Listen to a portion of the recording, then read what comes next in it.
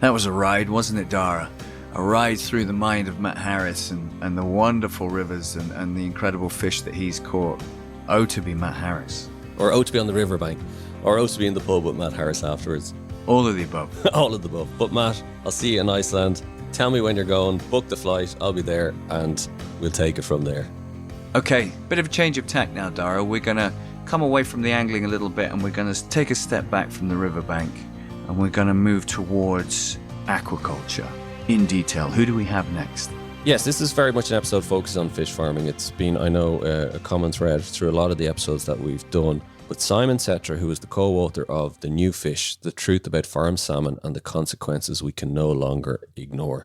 It's one of those books I've recommended to people when I first read it, that if you're involved in salmon angling, fishing, the environment, even eating farmed salmon, just read this book. He takes you through the development of the industry in Norway in the 60s, all the way up through in terms of the science, the politicians, the PR, the health, the media.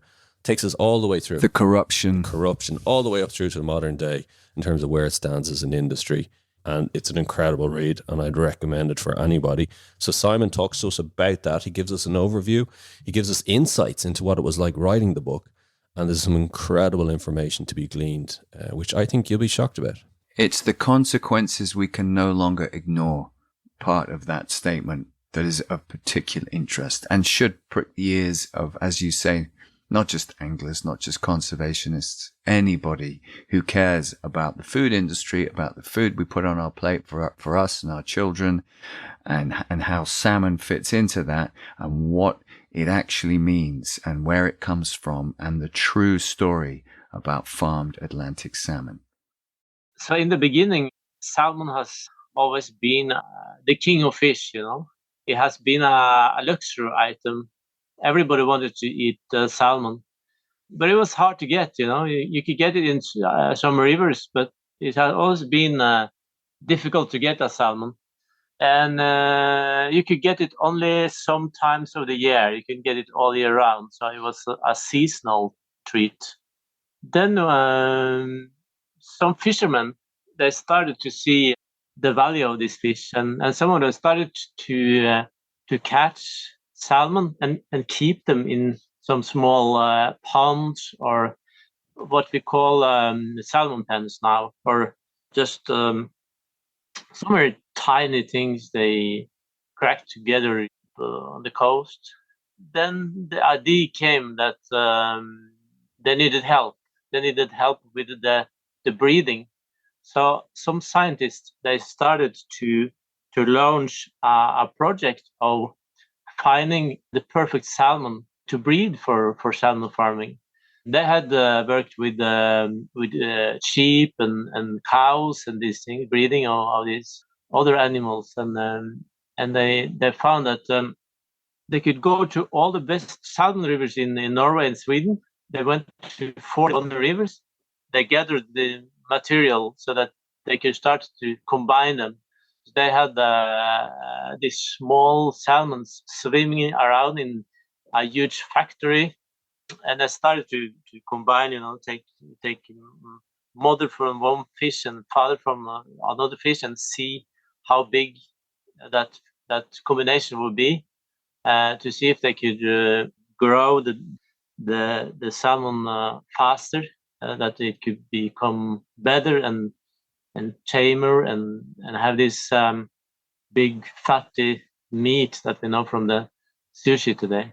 So that became like a success. They made this much bigger salmon. The rumor spread along the coast of Norway that this could be a big business in the future, and then it just gradually took off.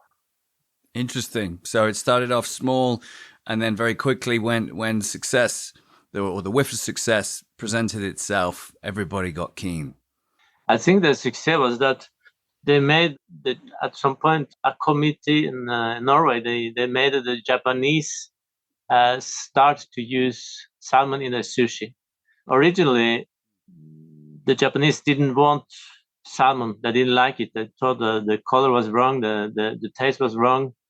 But this Norwegian committee, they called the Project Japan, they looked for ways to convince the Japanese to adopt salmon in the sushi.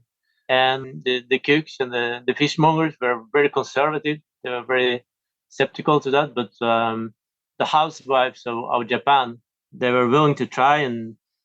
And with these campaigns in the Japanese supermarkets and so on, this committee actually convinced them to start using salmon in the sushi.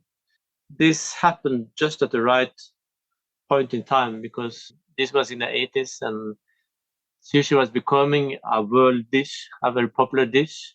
And since that, we have seen, more and more people want to eat sushi. And when sushi came to United States and Brazil and Europe and all over, they thought that the Japanese had always used salmon in the sushi. So this has become a market that has just grown and grown, and that's why it has become a multi-billion business. It is amazing, Simon, isn't it, that it was a marketing campaign, that it was so successful.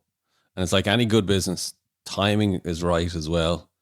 And it took off. When I say to people, because when I read the story about Project Japan, I said to people, when I explained to people, I said, do you know salmon was never traditionally, associated with Japanese culture or sushi? They're like, what? Sure, that's the way it always was.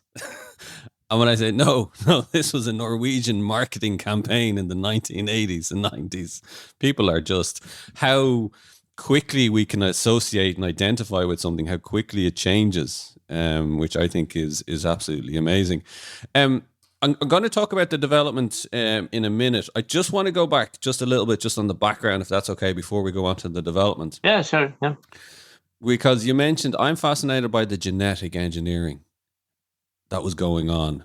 You talk about the Frankenfish and, you write about Frankenstein, the story of Frankenstein, because very much there was this sense of people were, playing God with nature here.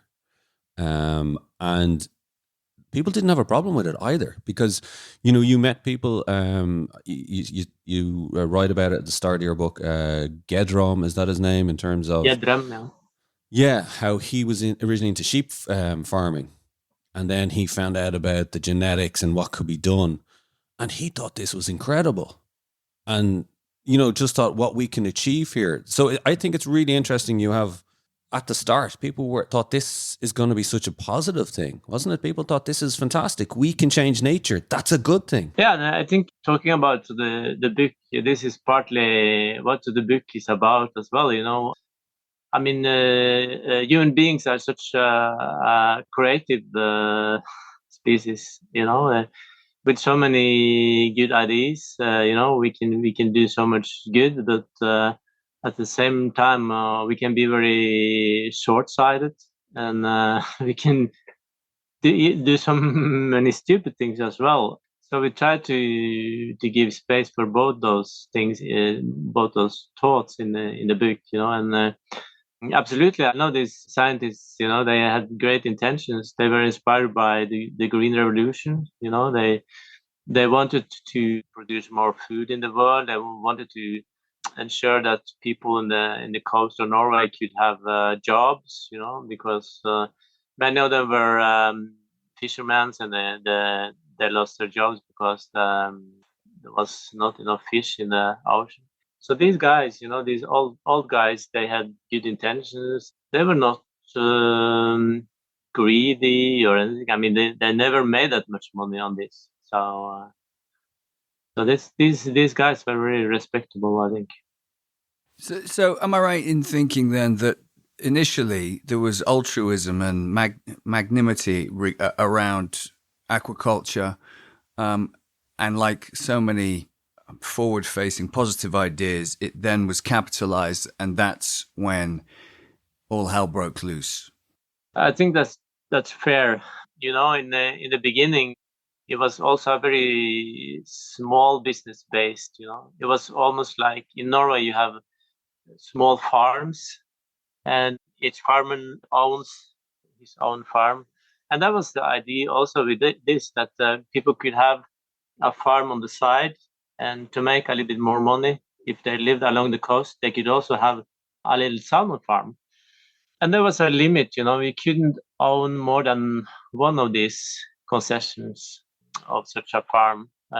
Then you see that the market is liberalized and some companies are bigger than others, and they start to buy all these licenses for production, until what we see now is that some companies are multinational and dominating and very big in the market, and many of them are owned by American banks and these things. I mean, there are still some family-owned business, and they make a lot of money, and they have a very important position in their local communities. But you also have these very big multinationals that are basically sending the profits to their owners abroad and are not so smooth in the local communities. I think this is a fascinating angle to the book. Is part of the reason for the growth of the salmon industry wasn't just the commercial side, was how the Norwegian government and the Norwegian state locked itself in with the development of the industry. Was that talk me through that? Was that partly because they wanted to look at a post oil Norwegian economy, that when the oil reserves were gone down, they needed something else? And was that the reason then they jumped so close to salmon farming, and why they wanted salmon farming to be the next oil, so to speak? Yeah, that's true now. This industry has always had a big governmental involvement. What we see now is that these big salmon farming multinationals are becoming very difficult for the government to handle, because they meet the government in court with the very best and most expensive lawyers. They try to challenge regulations. The government last year tried to tax them a little bit better in order to make more of their profits to go into the local communities and to pay for hospitals and schools and such things. But they met the government with a very strong lobbying campaign. So the power relation between government and business has kind of changed a lot in these years. I think those part of the government that are supposed to control this business have sometimes problems with to have enough resources and enough competence to control them. But Simon, on that, isn't part of the problem because the Norwegian government, Norwegian state, has gotten so close to the industry that it doesn't brook it doesn't put up with any criticism or opposition as a result. So is it almost as if you're anti-salmon farming, you're almost anti-Norwegian? So that has been when me and my co-author Kjetil started to look into this. I worked as an investigative reporter in a weekly newspaper where we covered a lot of research, universities and so on, and we started to look into what's happened to researchers when they came up with results that the salmon business didn't like. And many of these people got into big problems, because they were also often dependent on getting funding for their research from this business, and that was a problem. And many of these researchers feared for their careers, if they spoke out about how salmon farming influenced the environment, and about if they did research about the environmental pollutants and such things in the salmon business. So you had a lot of such conflicts there. There's some scientists trying to do their job ended up becoming some kind of enemies of the state. On the other side, there was scientists who were more positive to the industry, more or less delivered the research that the industry wanted, made a career on that. The problem with that was that it was hard to get the necessary research on how salmon farming were influencing the wild salmon, for example, and it was hard to get and how it influenced the work of the traditional fishermen. And if you don't have that information, it becomes difficult also for politicians to make good decisions. I do think that this has become better. Maybe also our articles contributed to that, like a wake-up call for the science community, at least before. And maybe still there's still this fear among scientists that if they are seen as too critical or negative to salmon farming, they can lose their job or have problems. I guess then, listening to that, it seems now that only now in the last, I don't know, 5 years, even 2 years, the huge problems that farm salmon challenge the wild stock and the environment with are starting to come to light and starting to become national news stories.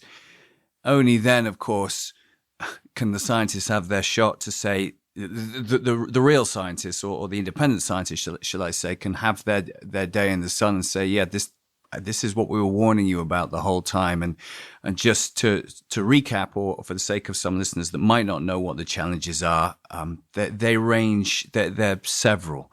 They range from a terrible lice issue that the farmers just cannot get on top of, and that's a really interesting story in itself, that the many incarnations that they've tried to mitigate that, the chemicals that are used with these fish, obviously the rearing of the fish themselves, the welfare issues are incredibly just terrible, are very destructive and very harmful to the farm fish. The escapees, how they can challenge the DNA of the ever dwindling Atlantic salmon wild stock, ISA outbreaks, all that kind of, there's so many things. There's so many things inherently wrong, intrinsically wrong when it comes to the current way in which we farm salmon, we being humanity.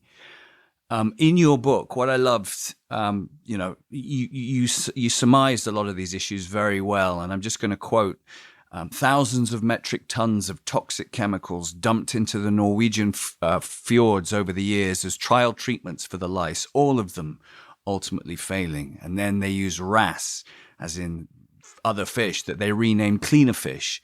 And they became an object of the industry, and they all ultimately die, right? The wrasse all ultimately die. That was another failed experiment. So I guess now we're on a combination of all these things, and obviously they've got to be cost effective. And now thermal cleaning is another newer way of trying to get the lice off the fish. These small parasites that form huge blooms and pandemics, if you like, in and around the farms. So am I right in saying they throw the farmed fish into thermal baths, into hot water to basically boil these lice off, and the stress and the mortality rate goes through the roof on the farmed salmon? Yeah, that's true. There has been a lot of problems with the health of the salmon, because of these delousing remedies. For many years, they have some kind of insecticides that worked against the lice. They just threw them in the pens, and the lice fell off and died. And then they started to use these insecticides too much. So some lice started to be resistant, and more lice became resistant. In the end, they had no remedies left against the salmon louse. So they will explode in the pens and go on to eat the skin of the fish and drink the blood. When they didn't have any remedies left, they had to invent new methods very fast. And these methods were often not very tested, or they often had hurtful impact on the salmon as well. I mean, the use of lumpfish and wrasse, the cleaner fish, is an issue in itself, because it's probably against the Animal Welfare Act in Norway, according to judicial experts. I mean, it still goes on. They used 30 millions of them last year, but it's probably against the law. Whereas these other methods, using or putting the salmon into hot water, or trying to flush them with water, or other ways of doing this, often leaves the salmon with sour wounds in the skin that that hardly grows in the cold water. So that has become a very big problem. Another big problem is that, the salmon is breeded to grow so quickly and get such a fat, big body. So the heart is not adapted to that. So when the salmon becomes stressed, certainly because of weather or because of delousing or in the wellboat, then the heart often cracks. So this has also become a big problem for the salmon farmers. And there are other problems like this. When you set an animal to grow fast and be effective in sense of economics, that will often have impacts on the well-being, on other parts of the health of that animal, as we have seen also with chicken. The process of farming these salmon and the fish that are created are incredibly different and bear very little resemblance physiologically to their forebears, if you like, to the wild stock.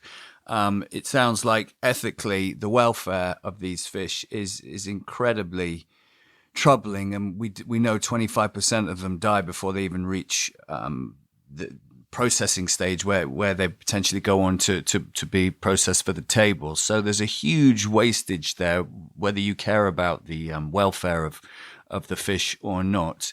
Am I right in thinking that because I think this is an important question with regards to how we potentially curb, regulate, get these fish farms out of the sea and put them in closed containment. Am I right in thinking that still the number one issue for fish farming and industrial aquaculture is the lice?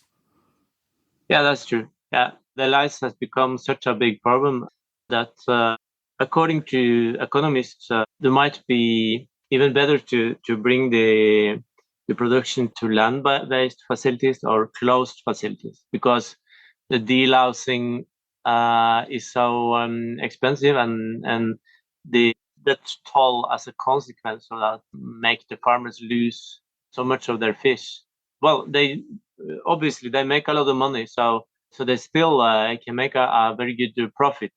But there's a question about the technology, about, well, you can maybe call it a crisis in the technology, that they have to move on to a different paradigm in how they produce this fish. And exactly, and I think, if I'm thinking cynically, a capitalistic behemoth like the aquaculture industry is only going to turn towards a more ethical, sustainable way of farming. If the current model works and is profitable, it's very difficult.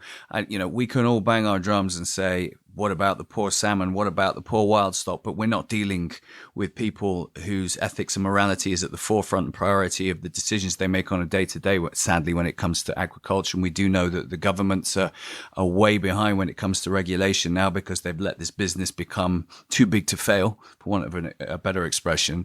So I think what gives me a glimmer of hope is the fact that they are consistently failing to control the lice, because the lice adapt, and it's a very expensive problem that hopefully, just because of that expense alone, it might mean that they take these damn pens out of the sea and at least mitigate the issues of escapees, of environmental destruction around the pens, and all the things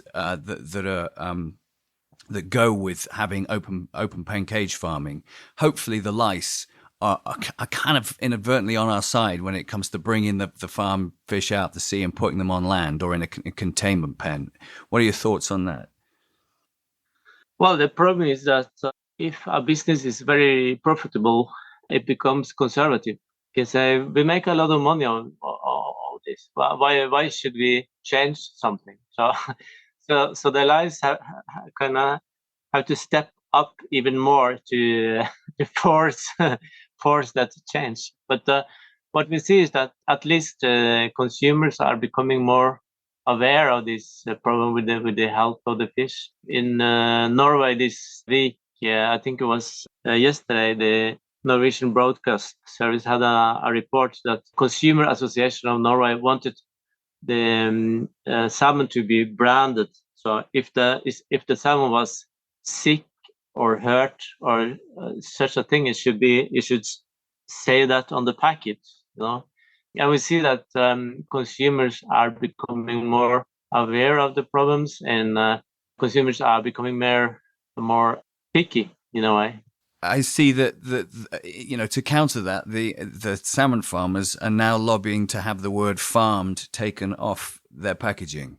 Absolutely, the conscientious nature of the modern consumer is a lot more concerned about sustainability, welfare, ethics, and all those things. But as the aquaculture industry becomes aware of this and it might damage margins in any way, they will counter by lobbying, and probably successfully lobbying, taking all the words and all the culture that surrounds the way these fish are farmed, so that they appear. I mean, they already do, right? When you go into a supermarket, if you're unaware of the situation, you're buying, in this country certainly, wild Scottish. Sometimes they're called wild Scottish salmon. They can call them wild Scottish salmon. There's nothing wild, there's nothing Scottish about these salmon. They're, as you said, they're Norwegian freaks. That have been put in Scottish, Chilean waters all over the world, and then hijacked as their own by the aquaculture industry. So they're really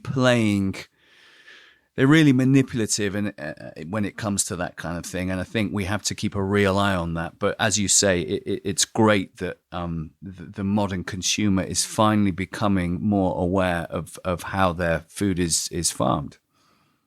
Yeah, and then there's a problem, at least here in Norway, it's a problem that most of the salmon are not bought by Norwegian consumers. They are bought by, people far away who doesn't know about the production.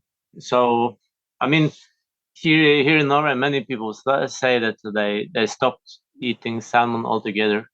But this is only a few percent of the market. So if they have the information, the people of China or whatever country you have, they wouldn't have that information. Salmon farming only makes up about 5% of the international aquaculture global industry. And I think there's something about this in the sense of that the growth of salmon farming has led to the growth of demand for fish meal. So it's putting more pressure on the poorer countries globally in terms of being able to develop their own fish farming. So I think it's so kind of typical of the Western world that we, middle class, are demanding more salmon, more sushi for our middle class lives. And while doing so, we're impoverishing the poorer countries of the world for a market that's only 5% of the global market. And I think people kind of forget about that, isn't it, in terms of such a small market globally, but it's having such a wider detrimental effect.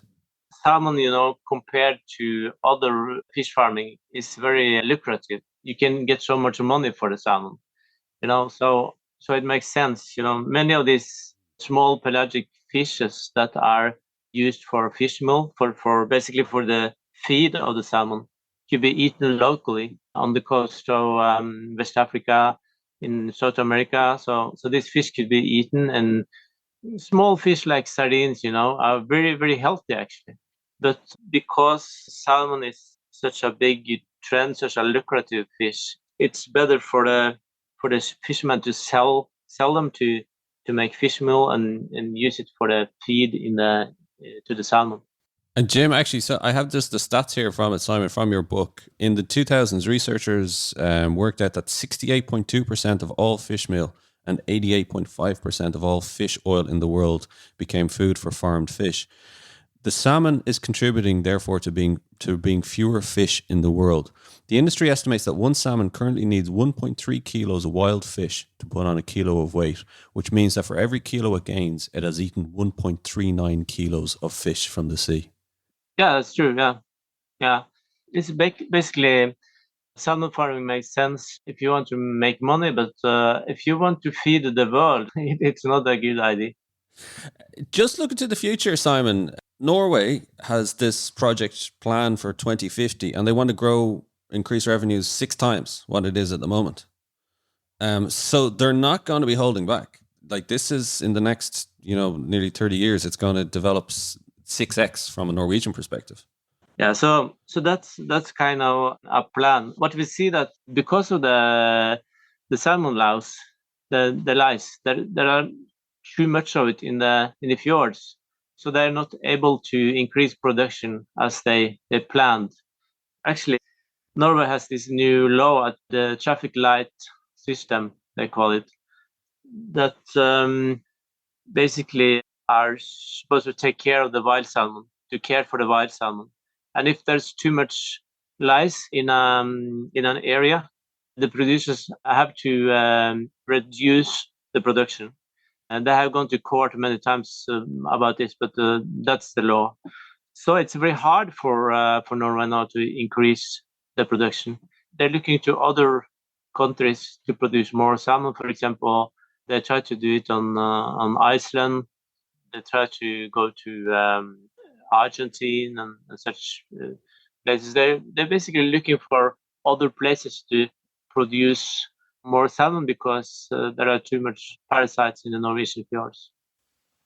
What are your thoughts on escapees? Because I think to a non-initiated or someone who's perhaps not aware about the issues that salmon farms cause, this is a really obvious and impactful situation when you get a mutated, created frankenfish spawning with a wild fish that has over millions of years. The DNA has evolved such that fish is at the peak of its evolution and is so because of the challenges that the wild fish face out at sea and in the rivers that we all know about. That story of within one generation, certainly 2 generations, that DNA is so compromised that it will potentially affect the entire genetics of the whole species of that river system. Yeah, you're right. The farmed salmon has been breeded, for so many generations now to become fat and grow fast. And when it escapes from the pens, swims up the river and breed with the wild salmon, the wild salmon stock becomes some kind of hybrid. It weakens, and that's a problem for the survival of the wild salmon. The wild salmon is threatened by power dams and climate change and the louse and all these things. It's actually for the first time in history the wild salmon is on the red list in Norway, the red list of endangered species. I often tell people that if you had gathered all the wild salmon in Norway in one place, you could put them into 3 small salmon farming pens. So it's such a vulnerable species. It has been there, very important in the culture, in the countryside of Norway, and we know that in many countries the wild salmon is already gone. So this has become a question. How do you implement the precautionary principle? I think in the beginning, when the farmed salmon started to run, to escape, people didn't think it would be that serious. They didn't take it seriously, but then when it escapes, millions in year after year, that accumulates and it becomes a big problem, and then it affects the whole stock of wild salmon. Just tell us a little bit. I know Daire is fascinated, as am I, with the story of the Vosso. And am I right in thinking they took the brood stock from the Vosso when it was in its prime and used some of those fish to conjure up the new fish that you write about, the Frankenfish? They used some of that DNA because it was such a great specimen. Yeah, that's true, and especially the movie. If you know that that's the leading company. The movie has their own stock, and that's basically from Vosso. And Vosso used to be a very important river. You know, the people came from all over the world to stay there and fish. It has been a very rich tradition. And then the salmon started to disappear, and they tried to keep the salmon stock alive there. But now they have almost given up. So it has become almost like a museum of salmon fishing. And people who live there, they remember when they were kids. You know, the river was full of salmon, and now they too depressed to go there because there's no salmon left. Can I read just a quote, Simon? I found it very powerful when you visited there and you met with Hendon, the Vosso hatchery manager, and his friends. I just want to read a quote from it. And the line is, for anyone born later than 1987, a river without salmon is normal. And the friend says, if there are no fish, there is something fundamentally wrong with the environment. And when no one is fishing, no one sees the changes. I feel it in my heart when I take the train along the river. That's when the memories come. Now it's meaningless. That's the feeling. The water course has become strange to us. It brings the human, like, you know, for all the science, we talk about industry, we talk about commercialism. You know, when we bring it down to that, and as a salmon angler, and Jim as well too, you just worry that will become the norm for so many of our rivers, that it becomes something of the past tense. Yeah, that's true. What you read was actually written by my co-author Kjetil, and he's such a brilliant writer. And he also, when he was a kid, he also used to fish for salmon with his family. So I think he know that feeling himself, you know, of something important that was lost, you know, when the wild salmon disappeared. How was the book? Because I know it was published first in Norway. How was the book received in Norway? Yeah, so we were happy that the book got a lot of good reviews before the industry got to see it. I know that the industry tried to tell reporters and so on that there was a lot of mistakes there, that it was bad information and so on. But we had worked, you know, we spent all the one whole summer just double checking every fact that was in the book. We spent a lot of time. I don't think any book in Norway has been this fact checked before. But we wanted to do it just to be very sure that, because if they see one mistake, they will say that everything is wrong. So we were happy that some people supported us and saw that this was valuable, and we got very good reviews. It's very polarized. I think this has also changed the last years, because before that there was a few people opposing the industry, a few activists, but they didn't. I think that they were maybe seen as too radical or something, and most people didn't care or didn't have any information. So you had, you know, on one side the people working in the industry and a few dedicated people, a few activists opposing them, and there was like nothing in between. I think what happens now the last years is that more people also get access to critical the negative information of this. We also see that more researchers and scientists speak out against the business. And now you hear that just, you know, normal people who doesn't read the reports or doesn't who are not that dedicated, that these people stops eating farm salmon altogether. So I think it's becoming more mainstream. It's more mainstream to be opposed, and especially there was a big debate about tax, the salmon tax last year, and I think people saw that the salmon farmers, they didn't see them as very sympathetic. They saw them as more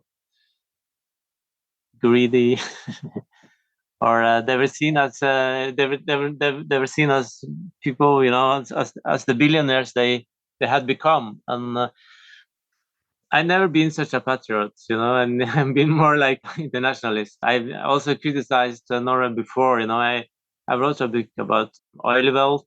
So, but I think that also comes with my role as a reporter, as an investigative reporter. But it's also working with this book has maybe also changed my opinions or my impression about Norway, because I thought it was a little bit more innocent in a way. I didn't know about this business before and how things actually worked. So the oil business I've written about before. It's more like a big established business with a huge state component. And what they do, it's not good for the climate or anything, but it's not. They have a different way of communicating, and everything is more established. Whereas salmon farming is more fight and sometimes also a dirty fight. I try to not become part of that, but I try to observe it and document, what happens.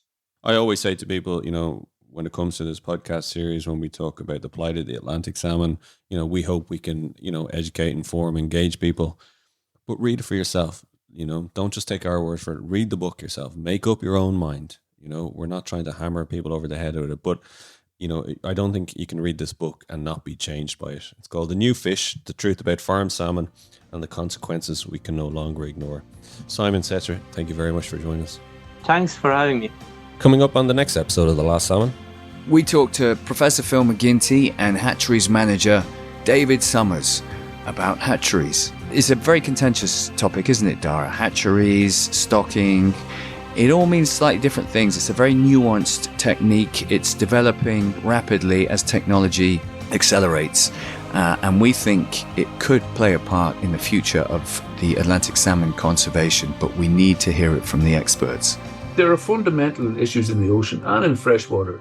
The hatchery isn't still going to have to respond to those particular conditions. You're saying, if we sort out X, Y, and Z, but we're not sorting out X, Y, and Z. Water quality is continuing to deteriorate. So access to rivers has not been re-established. Listen and follow on Apple, Spotify, or wherever you get your podcasts. And don't forget to give us your feedback, rate, and review. We want to open up the salmon discussion to you. Remember to keep in the fight for our salmon.